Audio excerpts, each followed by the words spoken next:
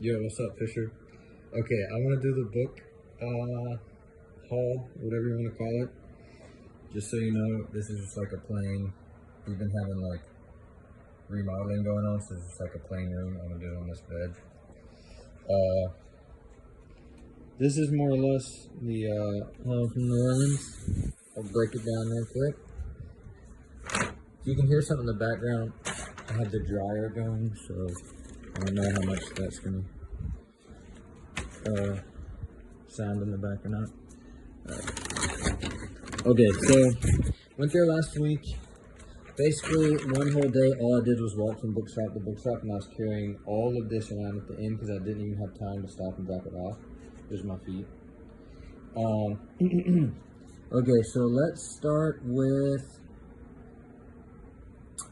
I think that this was basically the first place I went. This was at like a library kind of consignment shop where they're just offloading books from the library. So all these, everything in here costs like $1 or $2 each max. I just lied. It's all mixed up. Anyways, doesn't matter.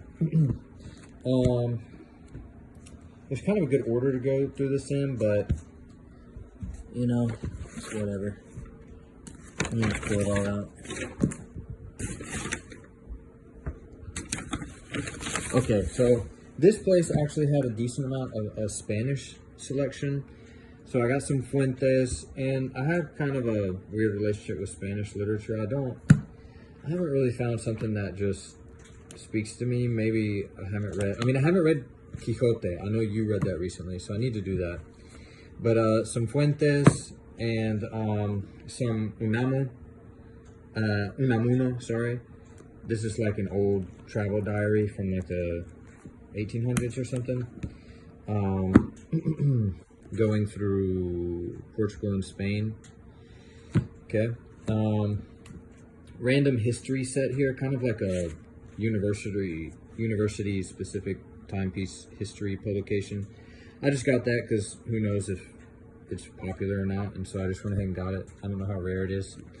Some Josa, again, I'll have to give these a crack, but they're all so cheap. I thought I'd give it a whirl. Yeah, Spanish literature. I've read. Where is he? Bolaño. And yeah, it's just kind of weird stuff. Anyways, then we got some other interesting little things here. This is like some little Picto tour of some castles and kind of the breakdown of medieval architecture in Scotland. I thought this was neat. Nice little publication. Anything with pictures, honestly, pictures are underrated. All the classics have pictures and drawings in them, pretty much, so they need to bring that back. Then I got these two books here on hand bookbinding and kind of book repair. I've been making a YouTube playlist on that because I'm kind of interested in it, making custom books and repairing some stuff. So these were just casually sitting in, this is from Arcadian Bookshop. And I thought I'd definitely check this out, compare it with some of the other stuff I've saved. But, yeah, because I have some stuff I'd like to repair, and plus, who knows, it could be a little hobby. Something to do besides looking at the computer screen. Okay, then this was really interesting. Just kind of as a, kind of almost kitschy but cool timepiece, little off the beaten path. I think this is like a cutout, put together, like almost paper Legos, if you want to think of it that way. So not as soy and gay as Legos, but you make your own castle by cutting these pieces out and putting them together. So I almost don't want to do it because I don't know when this is published. If I can find more of these, I'll definitely give it a try. I think this is really cool. This will be fun.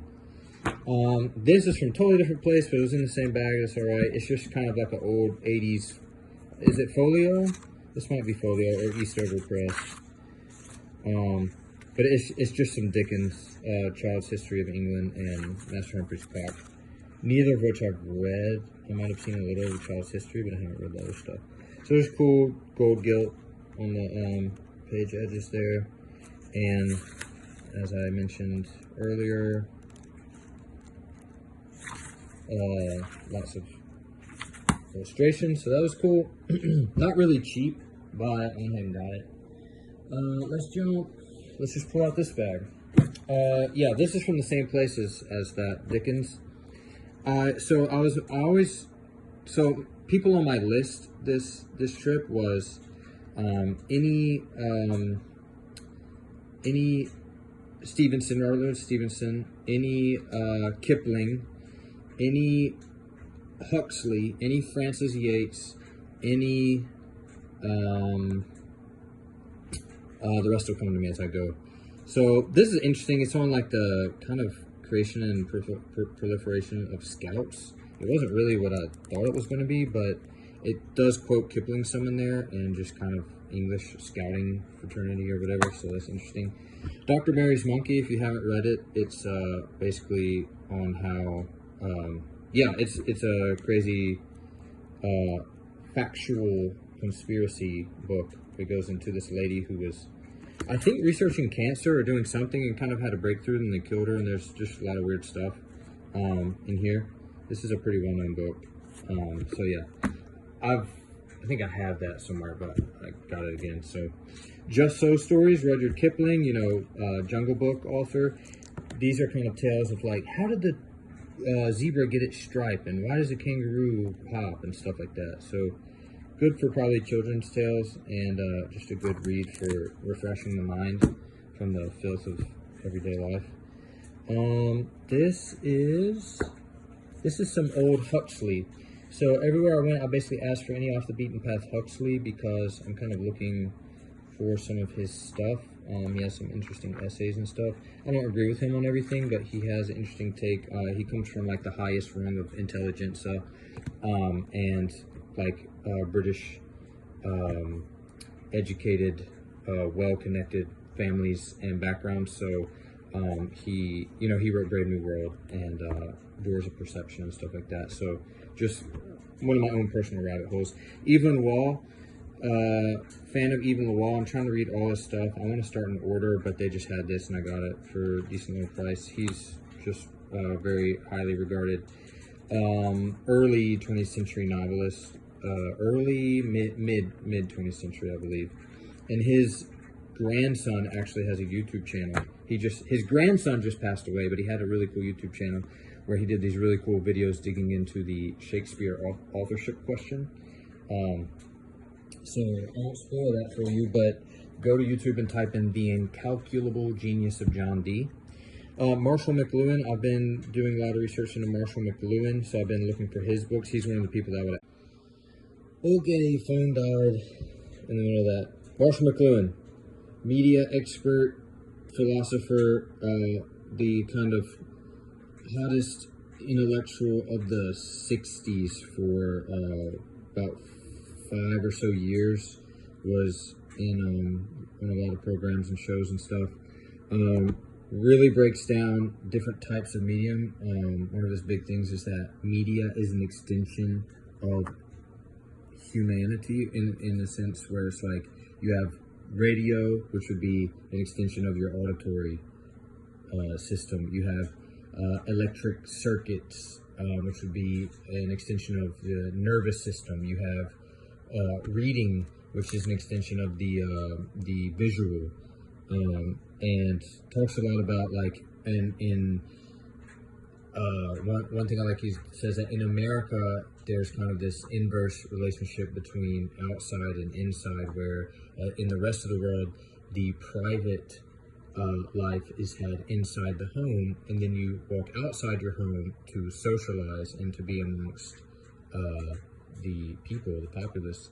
Whereas in America, we have the public life in our home, I assume because he means we have radio and TV and everything blasting our homes, and we go outside into the motor car for our true private time, our true private space. So we go drive around if we really want to be private.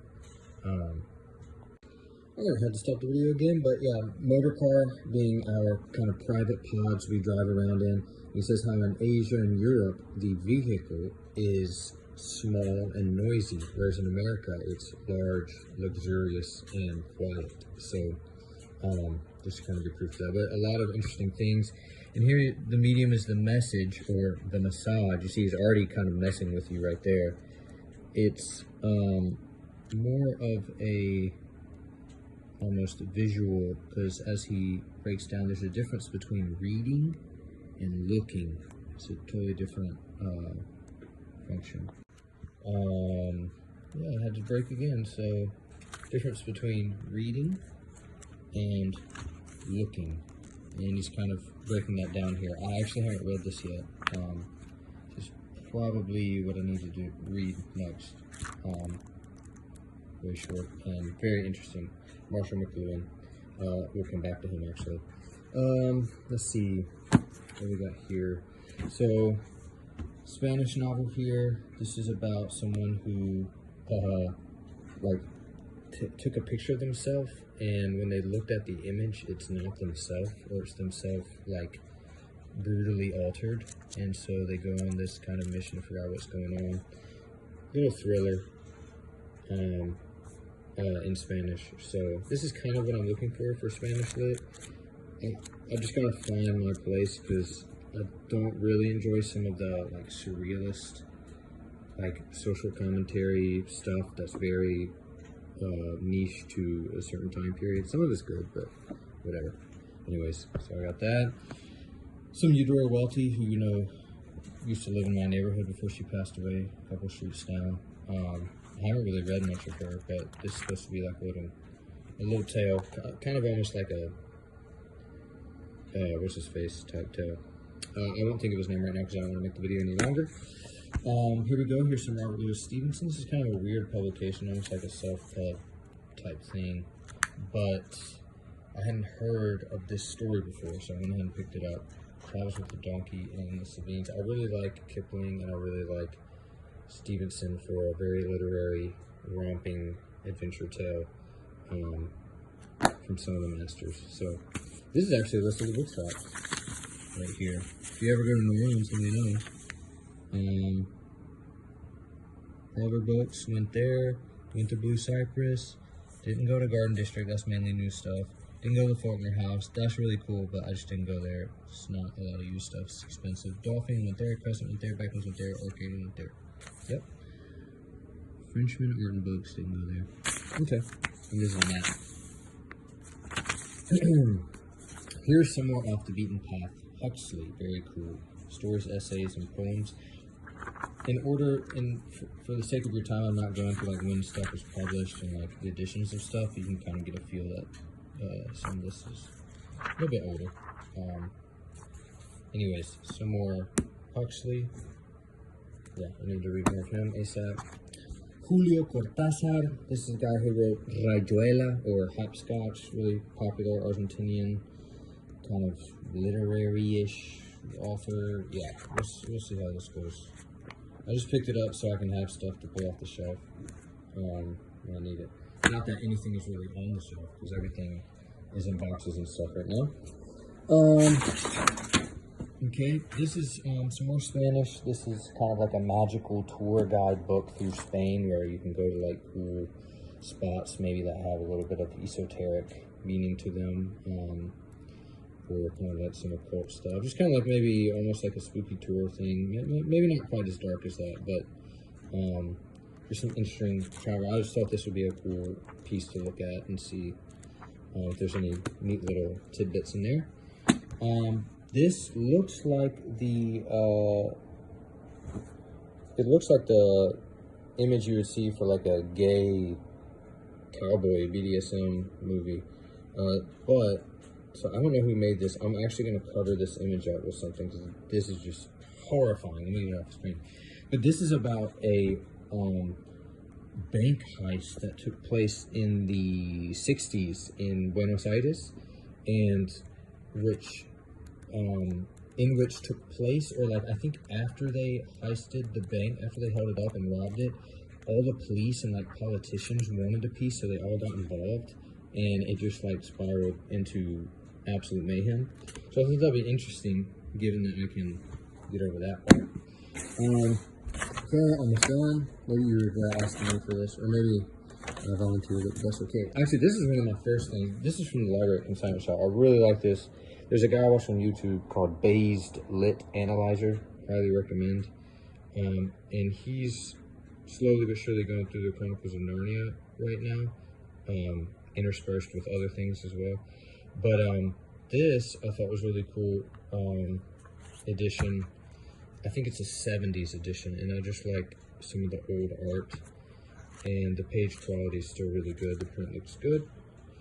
And so I got the full set right here because I was wanting to follow along with, yeah, I like some of that art. It's very kind of that period, but I think it looks good. It makes me feel kind of like, I mean, this would have been way older, but it makes me feel kind of like, you know, when you look at art as a kid and you don't quite get it, or it just seems weird or more powerful. So that makes you feel like. So maybe I can read it with a little bit of that childlike wonder. Yeah, that's cool. That's really cool. Anyway, so I'm glad I got that for super cheap at that library shop. Con permiso. Just putting these back in. Actually, no, I'm not. I'm gonna do that later. Okay, got the box set and everything. And some of these, you know, that book repair thing I showed you. Some of these videos and stuff I'm saving also show how to repair boxes for box sets. So maybe I can work on that some. Okay. Really interesting Huxley hauls that I got. I was just surprised that everywhere I went in, someone had something different. So here's some more. After many a summer dies the swan. I believe this is fiction. He wrote a lot of stuff. He wrote a lot of fiction stuff.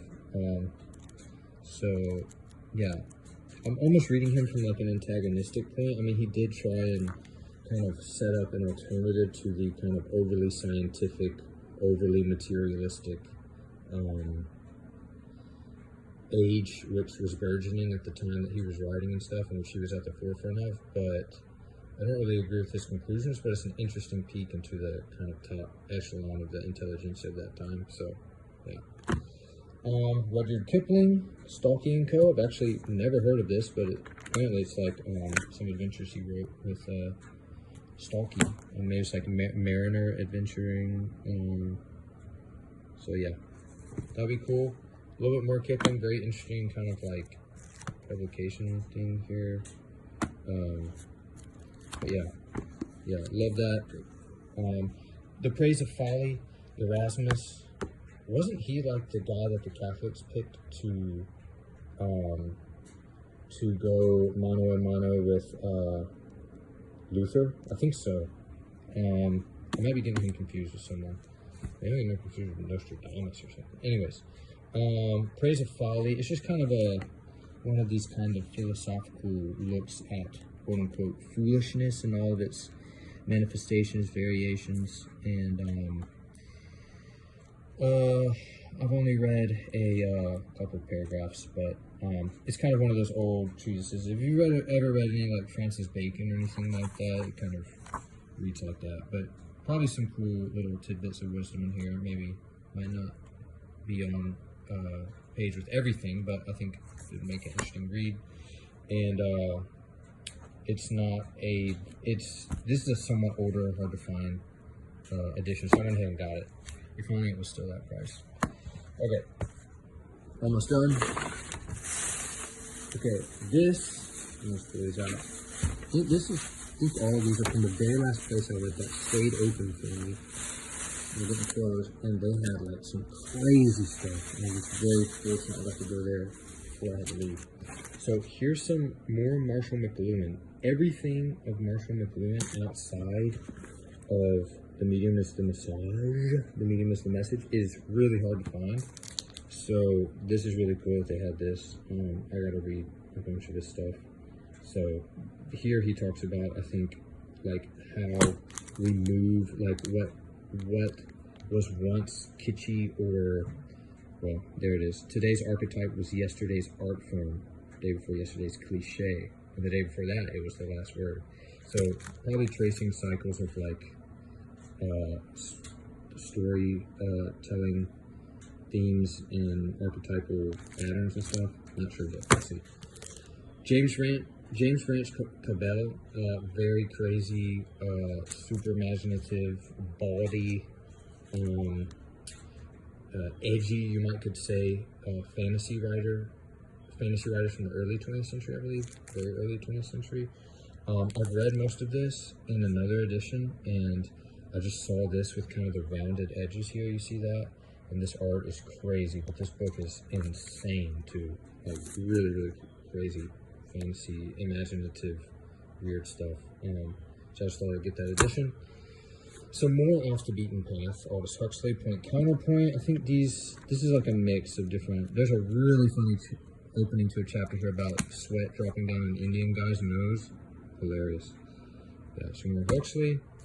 Then we got, I can't believe they had this. This is really cool. They had John Dee, who you know is John Dee.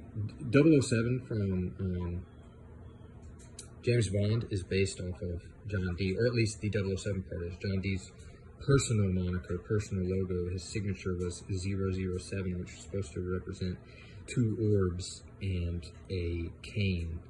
And I'm sure it had other kind of numerological significance, but he was the magus and personal advisor of Queen Elizabeth, and he had the largest library in the world at that time. He was really kind of a universal man.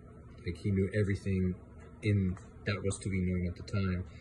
And he was also so he would conjure, you know, he would do all this esoteric occult stuff, you know, naughty, but he was also very involved in spycraft. And if you watch Alexander Wall's video, The Incalculable Genius of John Dee, he also knew who the real author of Shakespeare was and wrote many things alluding to it.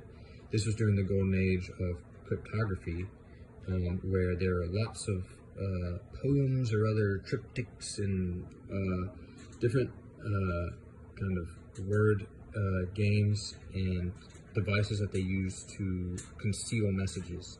And so this is a little bit about his life. This is actually a scholarly work. This is someone's dissertation, and they, in here in the opening, they credit the next author I'm about to show you for a lot of help and advice. And this next author I've asked for in many used bookshops, and they never had her until this one. This is Frances A. Yates. She's a very, I don't want to say widely known, she's not super widely known, but in the right circles, she's very well-respected, widely known scholar and writer on usually early medieval kind of esoteric history, from bizarre, anomalous figures like Giordano Bruno to history of like this, The Art of Memory. This book here is specifically on Memory Palace and the history of memorization, kind of like we've talked about before. I'm going to find an image in here of the development of the Memory Palace, going back to some early monks and some other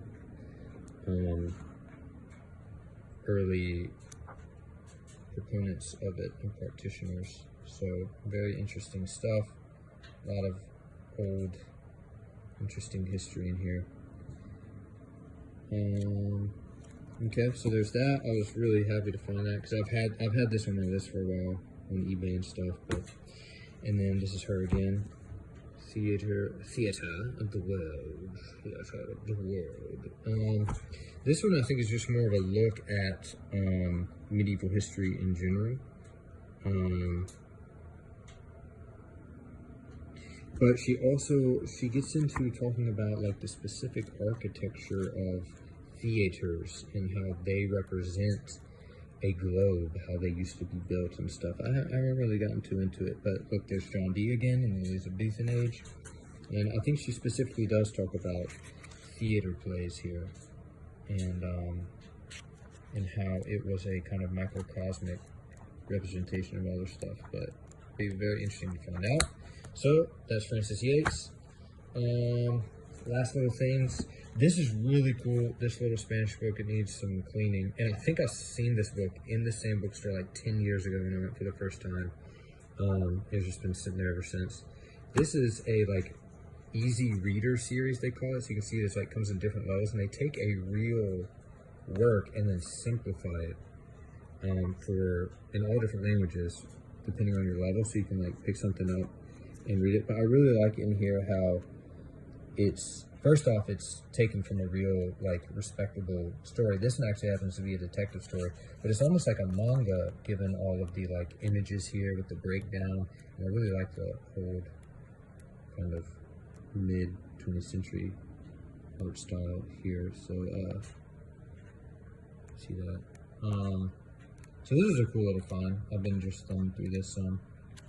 Pretty fun. And then it'll like break down words and scenes and stuff. So it's a bit of a murder mystery, kind of an early 1900s murder mystery in Spain. And this guy is the one who wrote The Shadow of the Wind or whatever it is. Kind of like a popular Spanish novelist. Just found that from him. This is some kind of like science history. I actually already had this. This is on what's his face, who figured out longitude and latitude or whatever, I think, or something about time. I actually already had this and never read it. And this guy's just some old architect. But this is from the library at the time. It was really cheap, so I decided to get it. Yeah. Let me see if there's anything else. Okay, there's one more thing. This right here. I wasn't able to get this at the bookstore because it was $100, but I went on eBay and it was around the same price except for one single copy I found for $35, or it was 40 and I offered them 35, and that is this right here, Cambridge History of Hypnotism. So maybe I am missing some stuff, but stuff that I've was looking for when I would go in bookshops is anything they had on performance magic, mentalism or hypnotism, just kind of like a new stuff I'm kind of curious about. And so this goes all the way back to the earliest traces of hypnotism with a guy named Mesmer. And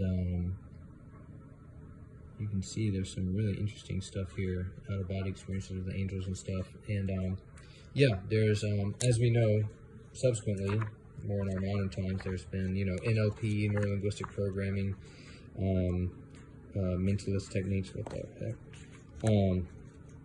and some stuff that was used in government programs, or at least experimented with. And so I've just been curious looking into some of this stuff. So this is really cool. I'm glad to have this kind of on my shelf, and I got it for a huge steal. So Cambridge. I think there's one more thing. Okay. One more entry. This kind of goes into the piggybacking off this stuff. Covert persuasion. I actually ordered this. Psychological tactics, tricks to win the game. This is a like for sales people almost, but it really gets into very interesting linguistic cues and, you know, mirroring and tactics that you can use to really set yourself up for quote-unquote success in certain conversational situations and other applications as well. This book here is on NLP, neuro-linguistic programming. Very strange. This whole field is kind of weird, but a lot of kind of psychotherapy tactics in here and stuff. You know, some stuff in here is like when you're talking to someone, usually a person will describe things in one of three ways depending on kind of their disposition. They might describe something like how they feel or their day with auditory imagery. So like, you know, oh, that sounds good, or let me hear you out. I'm coming up with these examples out of my head. There's plenty of real case studies in here. Or tactile language, where like, oh, that feels great, or oh, it was rough today. Or visual language, where, oh, that looks good.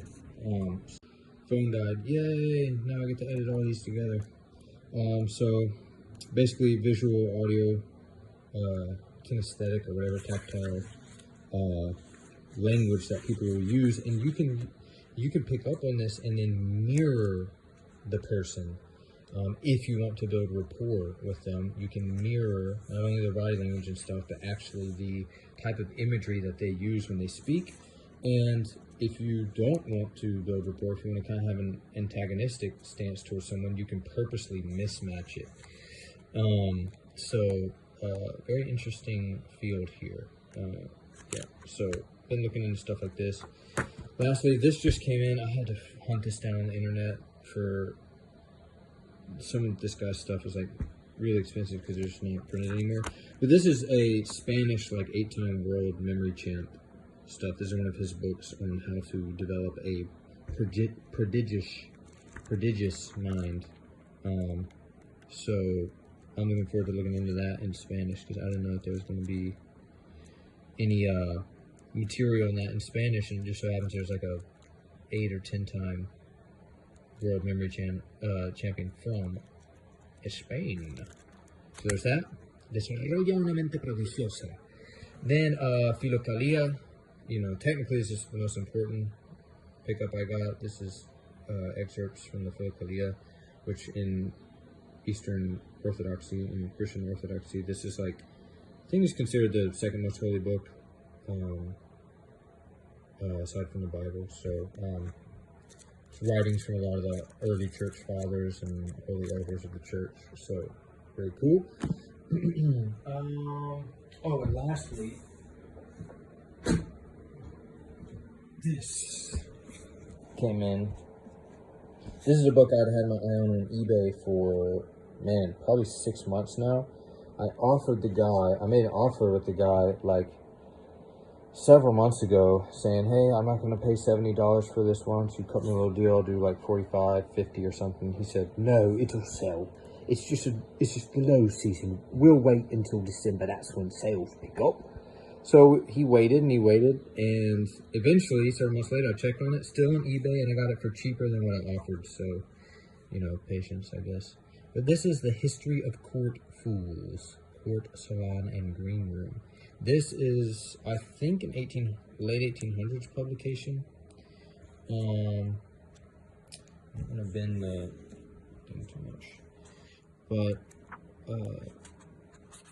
this is a history of court fools, as you might see, gestures and whatnot.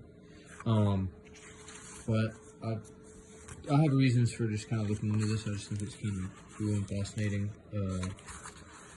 And kind of a little known, much generalized, much kind of what do you call it?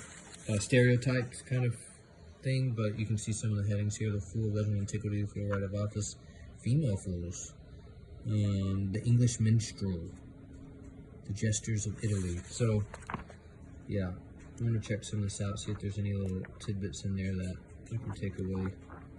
But the book itself is pretty cool, really good condition for whenever it might have been done. Okay, I think that's it. That was super long, and I apologize, but let me know. Maybe I can improve if I ever do another one of these.